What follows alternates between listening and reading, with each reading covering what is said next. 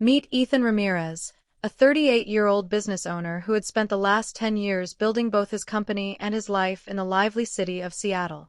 His wife, Isabella, 34 years old and thriving as a top-level marketing executive, stood beside him through it all. Together, they were raising a son and a daughter, their lives painted with the brushstrokes of success and stability. From the outside, they seemed like the perfect couple. Friends often praised their seemingly unbreakable bond, envying what looked like a picture-perfect marriage. But behind closed doors, Ethan had begun to notice small, unsettling shifts. Over the past half-year, Isabella had grown increasingly withdrawn. Her attention often drifted elsewhere, and her phone was rarely out of reach. She frequently spoke of late work functions, last-minute meetings, and the occasional girls' night out. Ethan trusted her. At least, he tried to. Still, her secretive texting, that unreadable smile while staring at her screen, and the sudden rise in her professional commitments gnawed at something deep in his gut. Despite this, Ethan tried to remain rational. His friends offered reassuring advice. All relationships experience lulls, especially when balancing careers and young kids. Maybe this was just one of those phases. Yet, late at night, while Isabella slept soundly beside him, Ethan lay awake, haunted by the possibility that her distance wasn't just stress, it was something more. Everything changed when Isabella's boss entered the picture. Luke, a 40-year-old tech mogul and CEO, invited both of them to an exclusive social gathering, a networking affair held in his lavish penthouse in the heart of downtown Seattle. Luke was the type of man who radiated power and self-assurance. Always impeccably dressed, with a permanent, smug grin, he came across as polished and magnetic. He reminded Ethan of himself in some ways, accomplished, confident, admired. But the way Luke interacted with Isabella made Ethan uneasy. There was something too familiar in the way Luke greeted her, his hand staying on her shoulder just a second too long. Ethan told himself not to overthink it. Surely no man would invite a married couple to a high-profile event if he was secretly involved with the wife. Still, Ethan's instincts whispered otherwise, urging him to stay alert. On the night of the party, Ethan and Isabella arrived at Luke's penthouse, a space that overlooked the glittering city skyline. The rooms buzzed with well-dressed professionals, champagne flowed freely, and a live band played soft jazz, adding to the elegance of the evening. Isabella looked breathtaking in a form-fitting black dress. Her makeup was impeccable, her smile dazzling. Ethan felt proud to have her on his arm. Yet beneath his admiration, that unsettled feeling still pulsed beneath the surface. As the evening unfolded, Isabella slipped into her element, seamlessly navigating the crowd. She caught up with colleagues and eventually found herself in conversation with Luke, who oozed charm as usual. Ethan observed them closely, but everything appeared innocent, at first. About an hour into the gathering, Isabella leaned toward him and said she was stepping away to meet a friend in a quieter section of the penthouse. Ethan nodded, pretending not to read into it. But deep down, unease crept through him. He didn't follow her right away. Instead, he lingered in the main room, making small talk, sipping champagne, and trying to shake the suspicion that something wasn't right. 15 minutes passed. Then, unable to resist any longer, he excused himself and drifted away from the party crowd, moving silently through the spacious halls of Luke's penthouse. Eventually, Ethan found himself at the edge of a softly lit garden terrace tucked away at the rear of the penthouse, a space hidden from the buzz of the main event. There, in the dim light, he came to a sudden halt. He heard voices. One of them he recognized immediately, Luke's unmistakably smooth, slightly slurred tone. The other voice belonged to a man Ethan didn't know.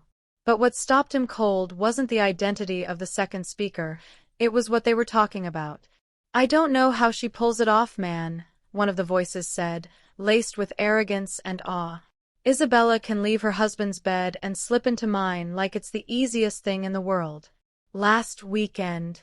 Unreal. We met up at that boutique hotel near the waterfront. You wouldn't believe what went down." Ethan's lungs seized as the words hit him like a punch to the chest. Did he hear that right?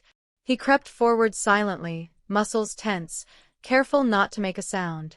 His heartbeat thundered in his ears as he strained to listen, his stomach twisting. "Does her husband have a clue about any of this?" the second voice asked, sounding both curious and uneasy. "You're really skating on thin ice here." "Please," Luke replied smoothly, oozing overconfidence. "Ethan's buried in his company. He wouldn't notice if his house caught fire. And Isabella? She knows how to cover her tracks. Smarter than most women I've dealt with." Ethan's hands curled into fists, trembling with fury. Everything he feared, everything he tried to dismiss, was unfolding before him. His wife, the woman he trusted more than anyone, was sleeping with her boss. And to Luke, she was nothing more than a notch on the belt, one of many. But Ethan didn't storm in. He didn't confront them in a blaze of anger. That wasn't his style. No, he was going to handle this differently, quietly, deliberately. He remained hidden, rooted to the spot, absorbing every detail. What he learned that night made his blood run cold. Their affair had been going on for nearly 6 months. Hotel trysts, late-night phone calls disguised as work emergencies, business trips that were anything but. By the time Ethan slipped away from the garden, he knew everything he needed to. But when he returned to Isabella, he wore a mask of calm. He laughed at her jokes, held her hand, made small talk with other guests, all while his mind spun with a plan. He wasn't going to react. He was going to prepare. Over the next few days, Ethan became someone new. Calculated, focused, controlled. He secretly installed tracking software on Isabella's phone, gaining access without her ever suspecting. He cracked into her emails, reading every word. He even hired a private investigator. And piece by piece, the truth emerged. Text conversations between her and Luke. Candid snapshots of them entering and leaving hotel lobbies. Phone records that backed up everything he'd overheard. With each confirmation, Ethan's heartbreak deepened, but so did his resolve. He wasn't just going to expose them. He was going to make sure they never forgot the consequences of betrayal.